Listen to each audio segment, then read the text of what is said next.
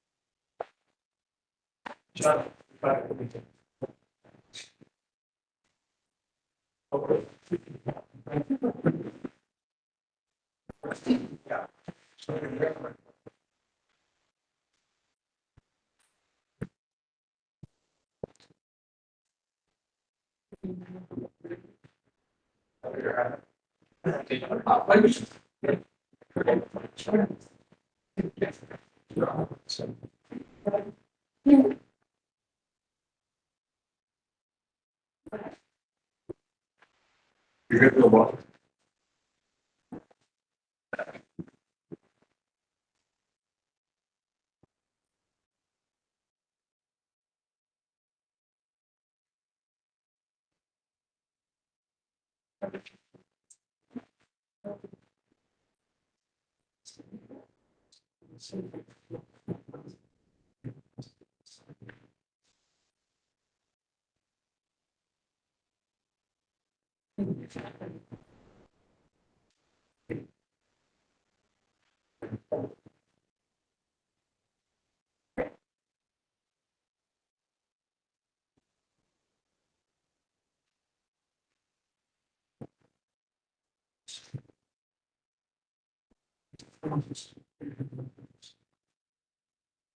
Good evening, everyone. This is Monday, July 15, 2024. It's 7:03 p.m. Regular council meeting for the city of Prospect. First item on the agenda is the expression of appreciation for Mr. Christopher White. Proclamation declaring July 15, 2024 to be in Prospect. So I've got the proclamation right here. Since by way of explanation, Christopher has been a volunteer with our Parks and Recreation Advisory Committee for the past year. He's done a fantastic job. And it's been a real valuable addition to the city. He's a resident of the city. Basically, he's going to be going off to college soon. So we're going to lose the benefit of this service with his retirement. So, yeah, I think we're going to help you with this, but we've got this nice proclamation. You say the word and send out to the local schools. you need to write. Last summer, we had the idea of went out to the group for our committee. Just felt like we needed some young people in the group, some new life into it. We ended up personally had 4 candidates that we got him. He was very impressive, and today, last September, he did just very novel. With the company pollinator, Arbor Day. What I mean, there was started the board call. Got lots of volunteers from St. Max to help that out, and we're gonna start looking for our next student this next fall. So that's good.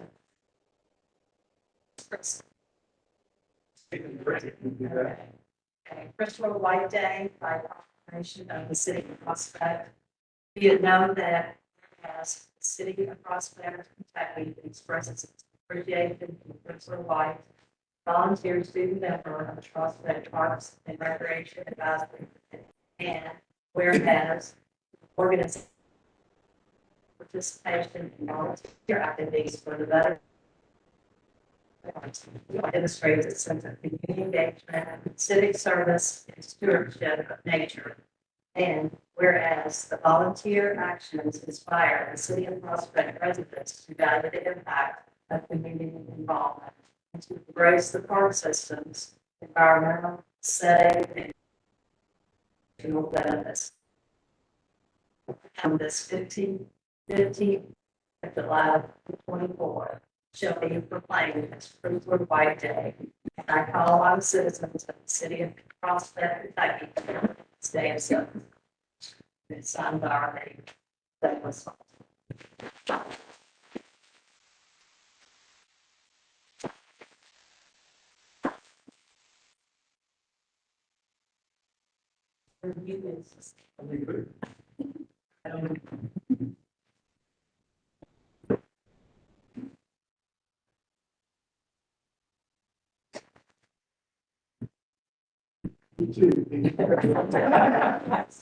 Stay away.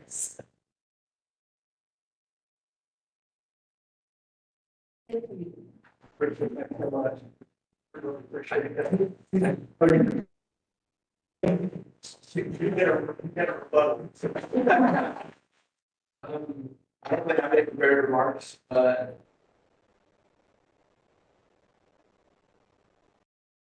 thank you for helping me out. I have my projects to actually do. I will be gone for school year, but I'll be back next summer. So yell at me if you got something you need to do. Y'all.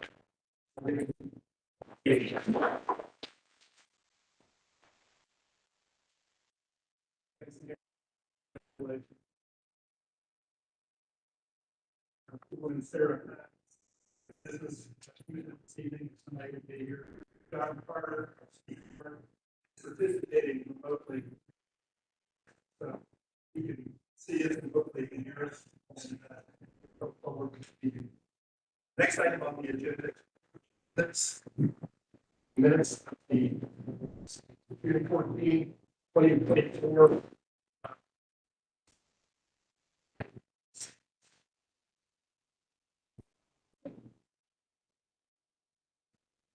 June 14, 2024 special city council meeting and June 17, 2024. Is there a motion with regard to this consent meeting? No. Second. Any further, any further? All in favor, please say aye. Same. With regard to the June 17, 2024 regular council meeting, is there a motion to approve those? Any comments or corrections? If not, say aye. We can also stand approved. Next item on the agenda is from citizens. 4 people signed up. Comments are limited to 3 minutes. So with that, I'll let Ken Gilpin. And if I can stay over here.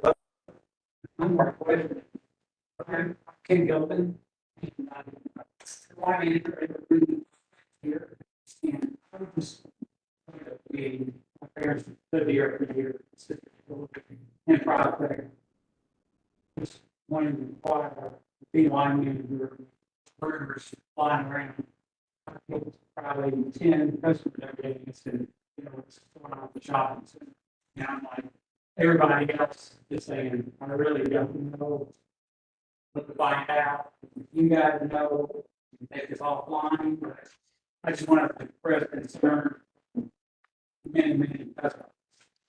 I'm dealing with that on a daily basis. When it call, I'm going to say it's. And I've actually met with the owners. You're at Evergreen? Yes, sir. Yeah, and I've actually met with the owners. They, I believe, were in talks with or talked with the potential purchaser of the shopping center. And my understanding is they're looking for new space in the city of Prospect. That's as much as I know. I think from the people going with storm. Yeah, just like, relay some type of information. I knew we were discussing, so I thought, when I heard of the meeting, I'd stop in and see if there's any updates or. So I think, ideally, we'd all like to see everything stay in Prospect Point Shopping Center. So hopefully that talks maybe even in that direction, but we don't control that. We, probably, we appreciate the business and support you.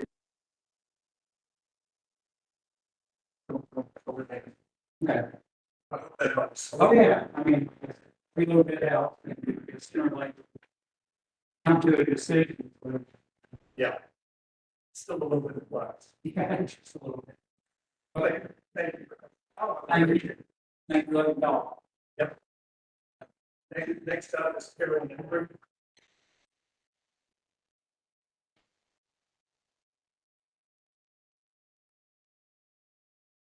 My name is Carolyn Henry, 2008, Wayne Court, and my comments tonight are written ordinance 6.3 revised zoning. So I'd like to begin by simply thanking for moving this ordinance forward at the last meeting. We've reached this point through a truly collaborative, inclusive process, working with solar committee, appointed by Mayor Lawrence, through meetings with the public, several of our council members, with the mayor, and with our overall consultant, Steve Ricketts, chair of the Solar Energy Society, who is one of the leading experts, if not the leading expert on solar panels, like state. So the ordinance that we have is the third compromise. It's certainly not. I think it's really wanted, because honestly, I believe that if residents want to save energy by installing solar, they should be allowed to put them any place they want. Any area that would best capture the sunlight, regardless of aesthetic considerations, which subject to, which are subjective, let's say, as well. And that just happens to be my personal opinion. But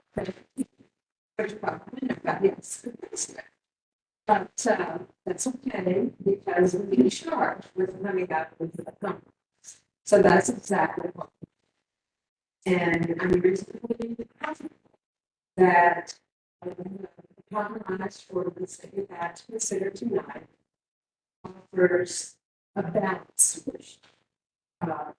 One that will provide residents with guidance and certainly they're considering solar panels in the future. And the concern this ordinance comes out for the second reading, I would actually be pleased. And thank you once again. Thanks, Carolyn. Thank you for sharing the report. We appreciate it. Next, I'll ask Ferguson later to speak. I'd like to speak at their report statement. Okay, well, that'll be during the report. And so it won't be, because of your long service in the city, to lay that foundation and you speak that. Share the Forestation report. Thank you. And Linda Wardell. I'm Linda Wardell, I'm 79. Farm Road. I'd like to talk about the energy forestation board of ordinance number 637. In my role as volunteer chair of the Hospital Parks and Recreation Advisory Group, I worked collaboratively with the Forestation Board over more than together we really strive to gain and improve our treatment of our city parks. I often attend their meetings and have gained a great respect for the local forestation board of properties. I have found the board members to be very dedicated volunteers whose primary concern is to protect and enhance prospect trees, educate our citizens in proper and promote the expansion. I believe that the decision to amend the existing ordinance was made to provide additional specificity set and also to clarify the roles and responsibilities of both the forestation and the city. This in turn would allow the forestation board to better serve. I know that forestation board members carefully review each section of the ordinance. They have consulted experts going forward and have reviewed industry standards. I believe that version A of this amendment incorporates the very best practices in forestry. And I strongly encourage the city council to approve first reading of this version of the amendment. Having said that, I am very pleased that a special city council committee was established to work with forestation on this amendment. I am disappointed that proposed version B eliminates some of the specific standards, professional review, and that version B provides. Version B would limit the ability of the forestation director to accomplish their responsibilities. So I strongly encourage the city council to reject version B. Thank you. Thank you. Appreciate your comments. Observing Mr. Schulhaber's time to a later point in the agenda. We'll come back to you. So now we move to the mayor's report. I'm going to report on maintenance. First, I'll comment on 2 items on the agenda. Second, I will talk briefly about the LGBT lawsuit against the city. And third, I will discuss recent and upcoming city events. First, this evening's agenda includes 2 versions of proposed amendments to the city's forestation ordinance. Version A grew out of the draft forward amendments in the forestation. Version A makes 2 changes to the existing ordinance. First, it increases the size of the board from 5 to 7 members. And second, it makes it clear that the board has no enforcement authority. Then the proposed amendments provide that the city will hear recommendations made by the board, and it will make an enforcement decision. Thereafter, the city will, through its code enforcement officer, follow through enforcement. Version A has unanimous support of the forestation board. I also support version A. I encourage the council to do a first reading version A this evening. The agenda also includes a second reading and possible adoption of amendments to the city's existing solar ordinance. As Carolyn Henry stated, we thank Steve Ricketts who provided expert guidance to the committee. Carolyn was joined by John Shelby, who was vice president, Councilmember Sarah and Don Gibson, who worked on amendments to the ordinance. It's June meeting, the council unanimously approved the amendments, and I encourage the council to do the ordinance second reading and to adopt the amendments. Second, I will report on the status of matters involving LPG's proposed development of affordable housing in Timber Ridge Grove. As we had previously discussed, LPG sued the prospect, alleging that the city had violated fair housing laws, that the city wrongfully interfered with the contract between LPG and the seller of the land on which LPG plans to build. Court has scheduled a jury trial that will it will begin on September 17, 2 months from tomorrow. The trial will take place in Jefferson Circuit Court. Our insurance carrier and employed lawyers have been defending the city and try to case on our behalf. Our insurance policy provides $2 million in coverage. It should be noted that the insurance company has reserved the option of denying coverage if there is a verdict against the city. And it should also be noted that LPG seeks far more from prospect than $2 million in coverage. We believe our policy would us. In our view, LPG's claims against the city lack merit. Because of the stakes involved, I take the lawsuit against the city seriously. And the city has employed attorney Randy Strauss to advise us and represent prospect interests to the extent that the interest of the city and of our insurance company, we protect the interest of the city and of the insurance company from liability. The second legal case involves the Metro Council of the city to rezone the property and allowing a modified version proposed affordable housing project to move forward. Prospect appealed that action by the Metro Council, and our appeal is pending due to technical reviews. We have participated in 2 meetings with the LDC and Metro Council to try to resolve the claims that those efforts have not been successful. The third item, I'll comment on recent and upcoming city events. On June 22, the city held a kids fest at Little Pine Creek Park. Scene 7, subgroup of the Louisville Leopards percussion groups, provided music. In addition to music, the event included children's games, crafts, ice cream, and other activities. Approximately 100 children, parents, and grandparents and all had a good time. Special thanks to the first the supporters and especially David Holmes and Sally Schneider who led the thing for the event. On Sunday, June 30th, we hosted the opening of a second Art and City Hall exhibition. More than 100 attended the opening. A number of artworks on display here in California and in the adjoining Congress room and so that remain on display. The exhibition will remain open through August 25. We invite people to come to City Hall to see the artworks on display. On July 7th, the city held its annual 4th of July celebration. The day included 2 trucks, race ceremony at the flag pole in County Park, music by the Swing Street Big Band, the children games, train rides, and the excellent fireworks show capped off the evening. This Sunday, July 21, Don Cracker Orchestra performed the Don Evans Pavilion in Pine Creek Park. Music will begin at 7 p.m. The food truck will be open for business at 6:30 p.m. So I encourage everyone to attend. And as I always say, if you park across the road in Prospect Center using green beer and crossing US 42, be sure to use the crosswalk with the walk light. It's on the east side of that intersection. You can cross walks. So with that, here's my report. The next item on the agenda, which are financial reports. Split by WebEx. John, can you report? Are you able to hear me? Yes. Okay.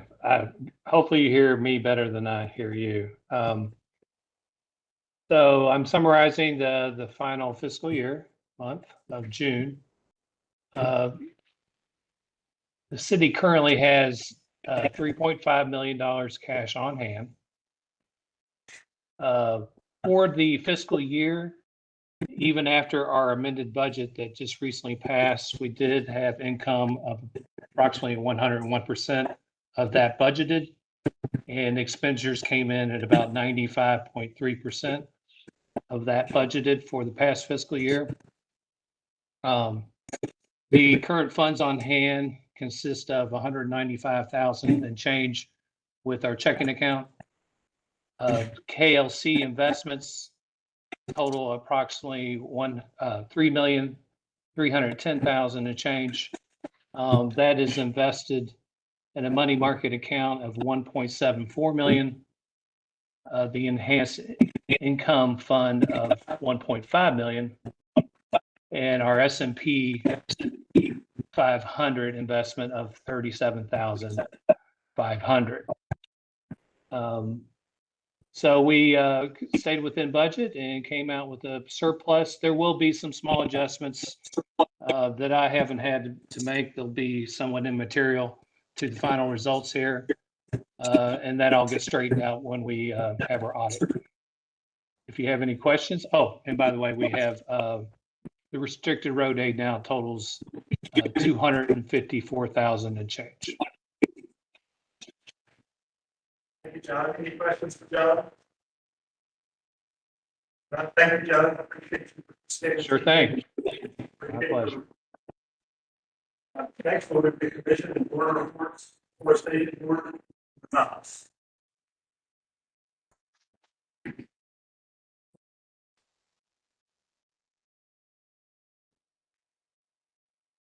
Forestation Thursday, and a couple of different topics that we learned that the council will the remediation issues that is significant. That is when checks bank prospect and say we run over the right chair. So the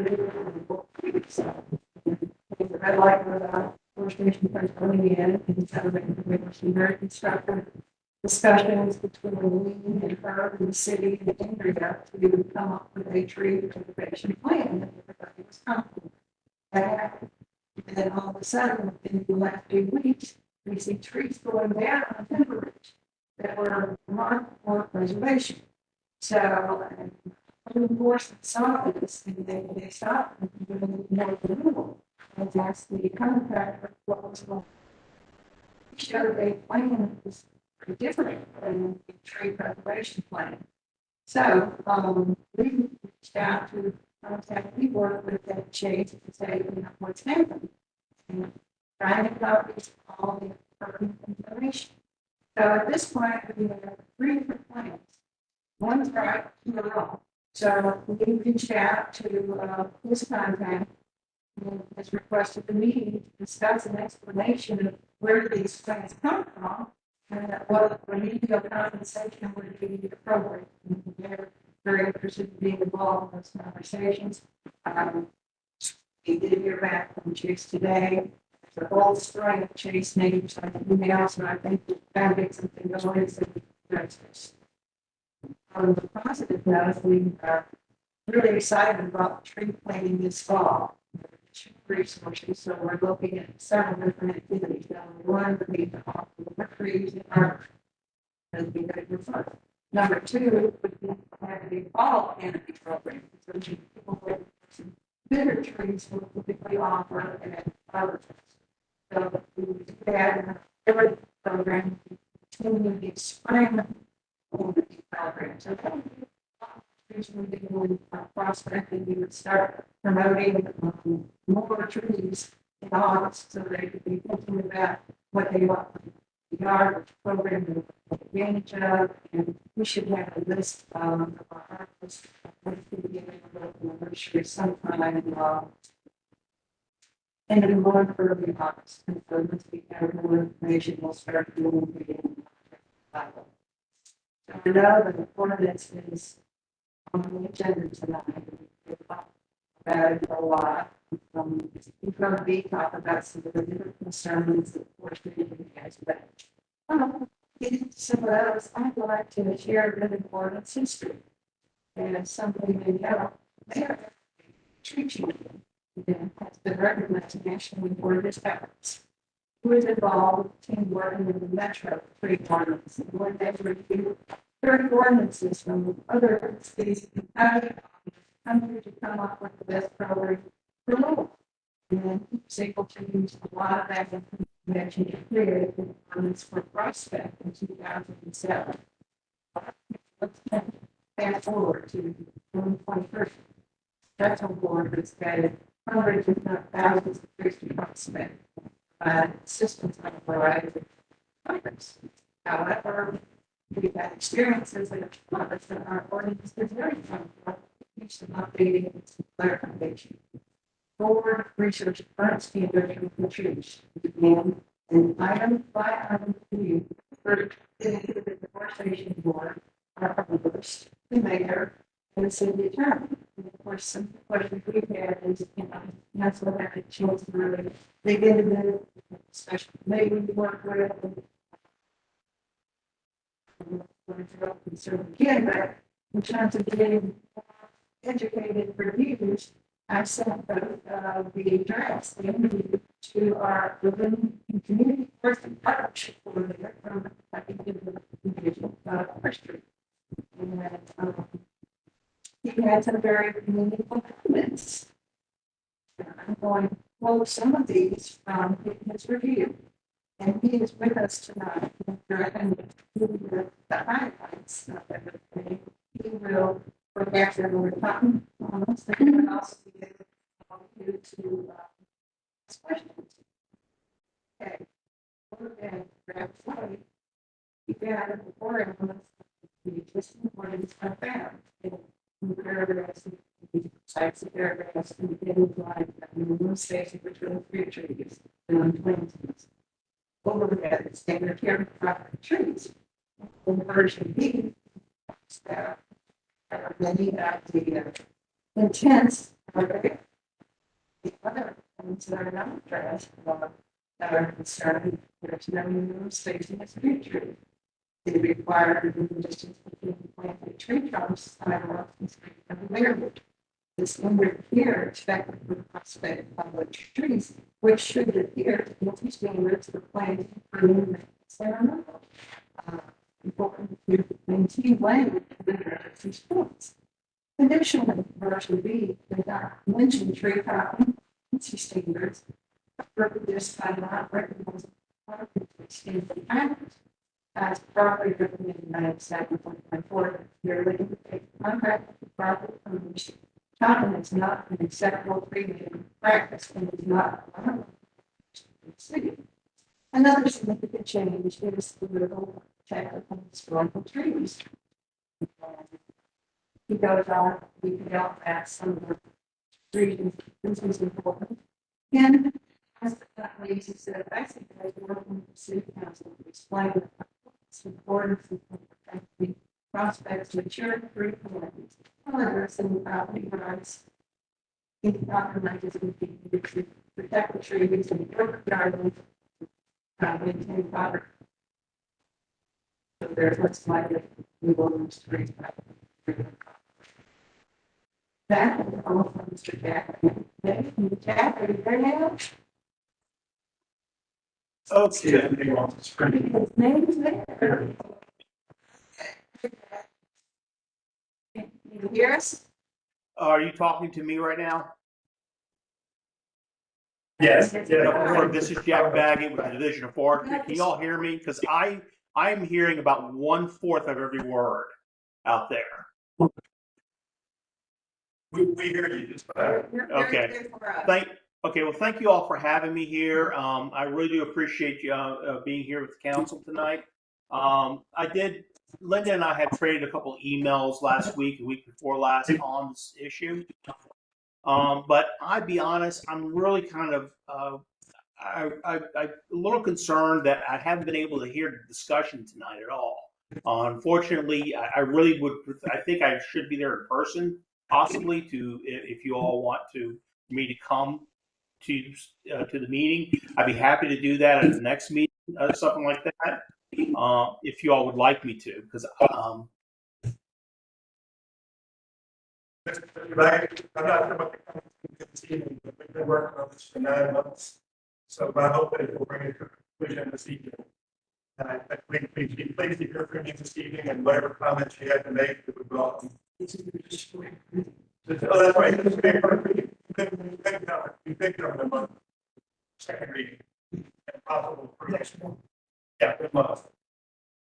I did read them everything from your email, so while you might not have heard me, they heard me, I think.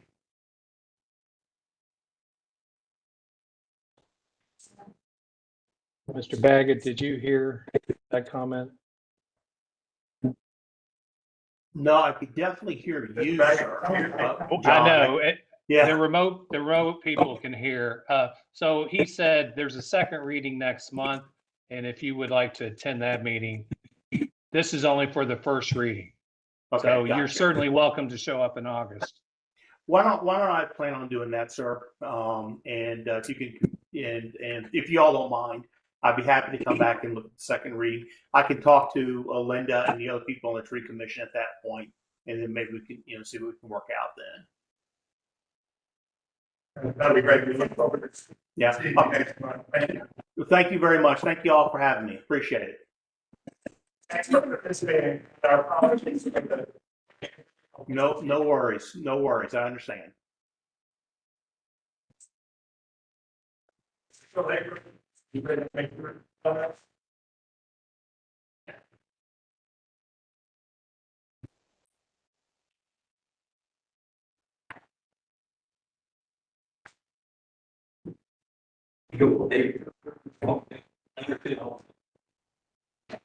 And then the paper, the clear ball.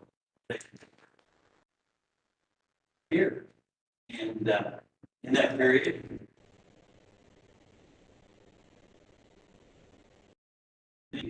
Different.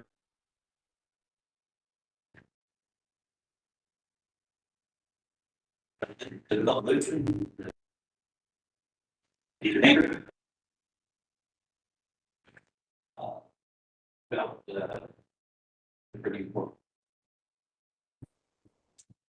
Hope that, there.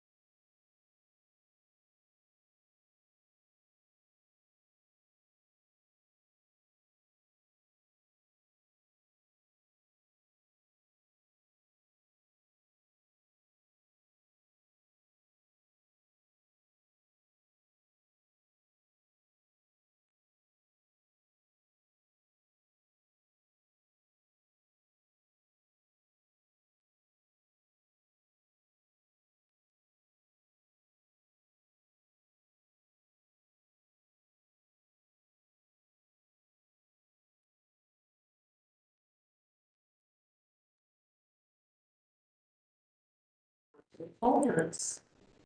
At the end of the day. So they are gone. And so I understand that once the bell